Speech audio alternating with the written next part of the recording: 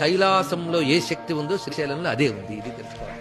కైలాసమే శ్రీశైలం కనుక కైలాసానికి వెళ్ళలేదని బాధ అక్కర్లే. ఆ బాధ కలిగిన ప్రతిసారి శ్రీశైలం గుడిపుతారు. సామాన్యం కాదు, నిజంగా రహస్యం అది. కైలాస శక్తి ఇక్కడ ఉన్నది. శివశక్తులు ఇద్దరు కలిసి ఉంటారు. అందుకే శ్రీశైలం అంతా శివశక్తిమయం. శ్రీశైలమే ఒక మహాశ్రీ చక్రం. శ్రీ అనే శబ్దమే దాన్ని తెలియజేస్తున్నది. శివశక్తిమయం గనక శివుడక్కడ, మల్లికార్జునుడు, అమ్మ భ్రామరి. భ్రమరాంబ రాకముందు కూడా శ్రీశైలం ఉంది. మరి శక్తిపీఠాలు ఎప్పుడో ఏర్పడ్డాయి పరమేశ్వరుడు నుంచి, అప్పటికీ శక్తిపీఠమేట. పైగా శివుడు ఇక్కడ లింగరూపై వచ్చినప్పుడు అమ్మవారు ఏ రూపంతో వచ్చారు? ఇక్కడ అమ్మవారు అర్ధనారీశ్వరి రూపంతో వచ్చింది. మొట్టమొదటి ఉన్నది అర్ధనారీశ్వరి, గౌరీదేవి ఆ రూపంతో వచ్చింది. అందుకే మల్లికార్జునుడి దర్శనం చేసి మనం ప్రక్కకి అలాగా రాగానే అర్ధనారీశ్వరి, ప్రాచీనమైన శ్రీశైలం విషయంలో పరిశోధిస్తే కనబడిన అంశం. ఇలాగ అసలు శ్రీశైలం యొక్క పట్లు